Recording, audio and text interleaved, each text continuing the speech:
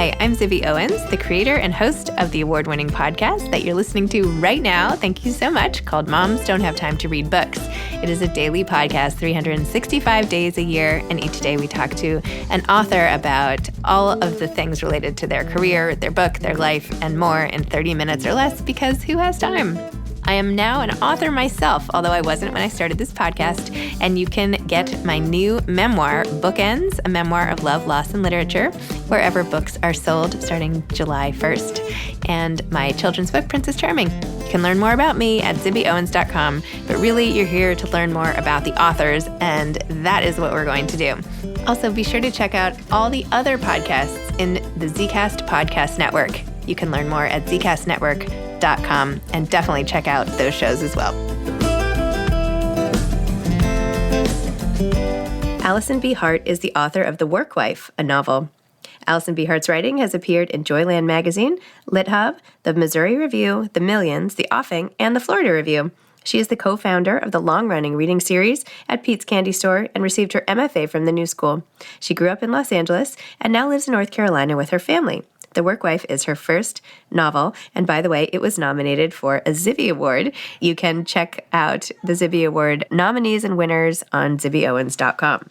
Welcome, Alison. Thanks so much for coming on Moms Don't Have Time to Read Books to discuss The Work Wife. Thank you. Thanks for having me. I know you said you just got back from book tour, and I was just in Seattle at, where was I? I think Third Street Books. Anyway, your book was featured so prominently there. So I hope you know. I don't know if you ever hear or get like reports from bookstores, but they had like a whole big thing about it. So that's awesome. That's wonderful. Yeah. Bless them. Time for a thank you note. No, I'm kidding. Okay, tell listeners, please, what The Work Wife is about.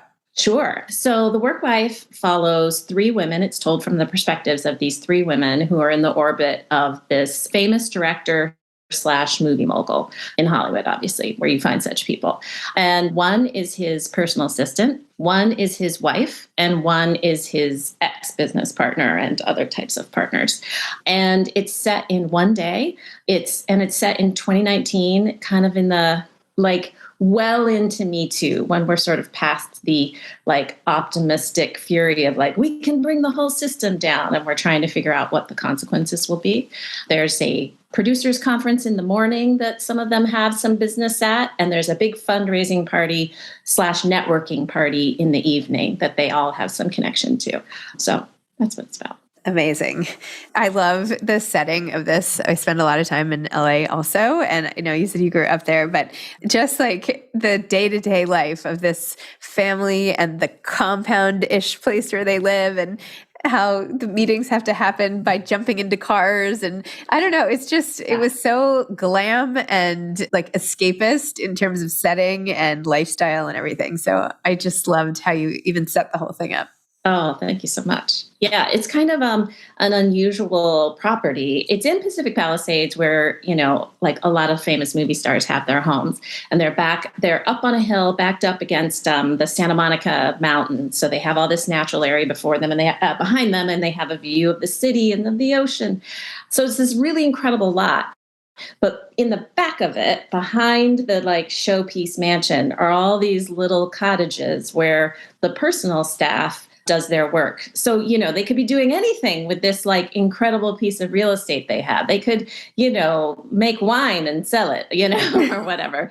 But instead, they have all their staffers kind of tucked in, almost like in kennels, handling their business for them. So yeah, the setting was fun to create, but also pretty relevant to the story. Have you seen a place like this? Did you model it after? No. No, I love these little cottages. It's almost like the Beverly Hills Hotel with the little bungalows everywhere, right? I mean, yeah, exactly. Same concept. Same concept. Yeah. Well, I love the Palisades, so this was particularly fun to read. But you also do a great job of getting us in the point of view of the assistant and what that is like. And well, now she's more than assistant, but angling for chief of staff and all of that, and what it means to really run the show from morning till night. And I love how you had it in this discrete timeline, because you feel like your heart pounding, how is this all going to get done and what's going to happen? And also even shining a light on the multiple uses of some of these fundraising type events, and whether they're elephants or giraffes or whatever to really make them stand out, what the role of them in society and networking and everything is too. Yeah. Yeah, I mean, it's pretty important for Holly, like as a host. Holly is the wife and the sort of the lady of the manor. It's pretty important for her from a hosting perspective. And this is her pet charity, Bump to Pump, which raises, money and resources for low-income mothers. But like from a mathematical standpoint, like the amount of money that they are spending on this party versus what they're going to pull in, I don't know how that nets out. Like they come up with this jungle nursery style theme so that you have like Curious George, and then the servers are all the man with the yellow hat, and there's Sophie the giraffe, and there's Babar, and all of that. And their drinks are Moscow mules, but they're served in these like custom cast little copper baby bottles. I mean, when I was doing my research and trying to like come up with some figure that I thought they were spending on that, like on these copper baby bottles, you could buy a lot of strollers for your low income mothers with that money, So yeah, it was fun to just putting the party together in my mind was a lot of fun. I would like you to plan my next party if you don't. No, please no. Yes. I don't want to do anymore. Yes, I want all. You don't even have to do it. You just have to send me all the ideas. Okay, cool. Not as quite as outlandish, but but baby to baby is such a big deal out in LA with Sure. So it is interesting. I took my husband to this big fundraiser in New York when he first moved to the city and hadn't been to a charity gala before, and he was just like, "What? How is this raising money? We're like at the plaza or wherever we were." He's like, "I don't get it," and I'm like, "You have to spend money to make money." Yeah, there is. It does make money, and I've been involved with galas, and I know it seems crazy, but you do raise a fortune through the ticket sales and the tables and donations and sponsors and journal ads, and it does. But still, is there a better way to raise all that money? I don't know. Maybe they haven't found it. So yeah. Interesting. I also love the point of view of the three women and the mystery that you lace in with like, what's the relationship with this woman coming in who's like leaving her husband at home to dash off to this conference? Why is this so important? And how you just set the whole thing up. Tell me about how you came up with this whole story and also the different women. Like, how did you, just tell me all about the characters. Sure. So when I first told the story, I told it all from one point of view, and that was Zan, the personal assistant, because that's something I knew a lot about, having been a personal assistant in my past, although this is work of fiction completely. I made it up. I worked for very lovely people, and I worked with lovely people. So but yeah, so I definitely related to her, and that like the frenetic energy that you have to have where like crazy things are being heaped on your plate throughout the day. And you just have to like keep spinning the plates, So I wrote the whole thing from her perspective. And then pretty much as soon as I got to the end, I knew it needed to be two perspectives because there were too many things that Phoebe, who's sort of, this woman from Ted's past, there were too many things where I was sort of having to pretzel myself to get it into like, to find a reason for Zan to know that Phoebe would know this or, So I went back and I re-outlined it and I did the whole thing as a two perspective thing. And then once my editor came on board, she said, should we have Holly in there? And Holly, of course, was always a very important character, but originally I didn't want to be in Holly and her husband Ted's minds because I felt like, they already have so much cultural power. Like, do we need to be in Holly's mind as well? But I did see the argument that it would be good to have, one way of looking from inside this very crowded marriage that's, this couple and then their 30 staffers. So then I went back and I added Holly's perspective, which I'm really glad I did. It was actually really fun and helpful to get into her head. I loved her parts. I ate it up. Yeah. Just curious, was this always the title or did you change it or what? We changed it. Yeah. So when I sent it out on submission, I was calling it Happy to Help. Oh, I like that. Uh-huh. Which was, riffing on Zan being this personal assistant and sort of like cheerily saying yes to everything, but also, talking about just sort of like the emotional labor that all women do, which I think is a pretty big theme in the book. But my editor suggested the work wife, and I think it I think it's better. And I think it also covers that same territory of the emotional work that women do for men, for their families, for other women. We got a lot of labor going on. And was that one of the driving forces and sort of the reason why you've talked about this act of the man and what he, the repercussions of someone's actions on women? Was that the driving, or did you want to explore that as a kernel and then got the story, or how did it come about? Yeah, I mean, I think that came in pretty early. When I was a younger writer, I don't think I worried so much about the period of time when I was setting things. And then as I got older, I felt like that's really crazy. If you don't have a pretty strong notion of like when in history this is happening, like you haven't thought something through, and it just didn't feel like me anymore to do that. So I knew I was going to be setting it in Me Too and kind of still within the Trump presidency, although Trump was never mentioned, but, kind of in this weird time in history. And so, there's another character in the book who is, a really vile and damaging man. Ted Stabler is not that. He's not brutal, he's not violent or anything. But there's a lot of stuff that because of his money and his power, he's able to get other people to handle for him and to make things very smooth for him so that he doesn't have to bother with stuff. And I think with not bothering with relationships and his impact on people, he doesn't really have to look at the consequences of what he was doing. So I was wanting to look at like that more subtle thing where he really could have a big impact and a damaging impact on somebody's life without being, a Me Too monster, which he's not. Interesting. Tell me about how you got here to this novel. Like, tell me about your life and where you grew up and your love of writing and reading and all of that stuff. Yeah. So I grew up in California, outside of LA, not quite as far outside of LA as Holly grew up, but that direction for sure. And, I wrote when I was a kid, but I didn't really kind of know that I was writing with like a capital W. It was just something that I did, but I didn't really have models in my own life of like what, being a writer could look like. So I just did it because it was fun. And, whenever I had an extra journal lying around, I would start to write a story. Very derivative things. Like I think I wrote something that was like Tales of a Fifth Grade Everything. Oh, I like that. Yep. Oh, bless Judy Bloom. So, but then we moved away when I was in my teen years, and I eventually went back to California for college, and that's where I took my first writing class. I was pre-med and sort of getting close to needing to take like my MCATs and thinking about applying places, and I just was like putting the brakes on and knew that it wasn't right for me.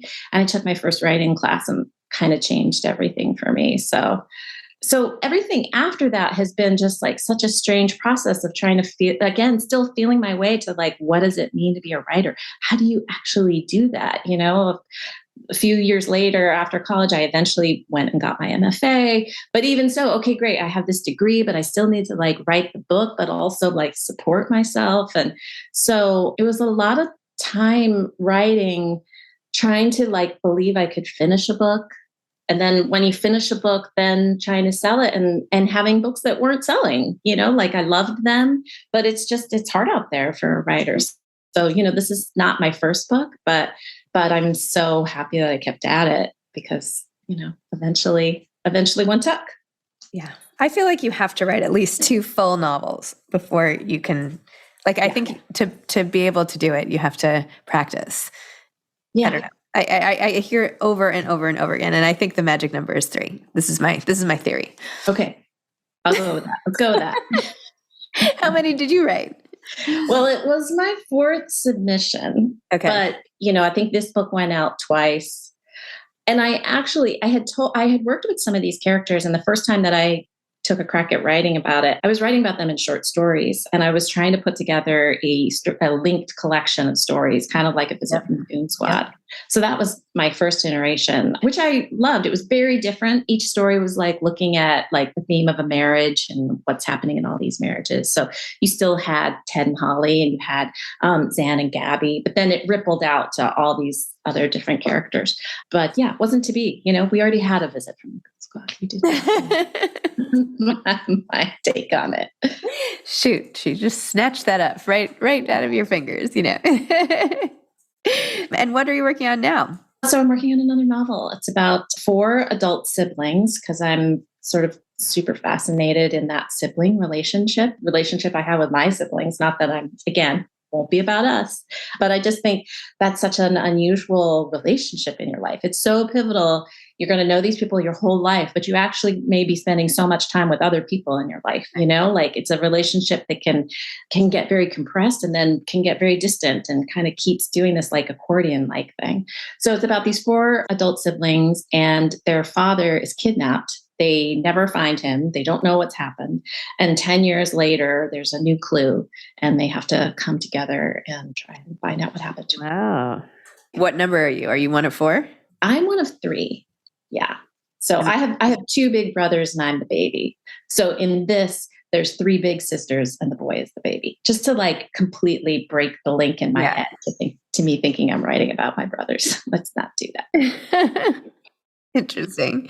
And tell me about your recent book tour. What was that like? Yeah, it was fun. Where'd you go? Like, what were your... So we went to New York first, which is where I lived before. I'm in North Carolina now, but before that I was in Brooklyn, and my husband and I were there for a long time.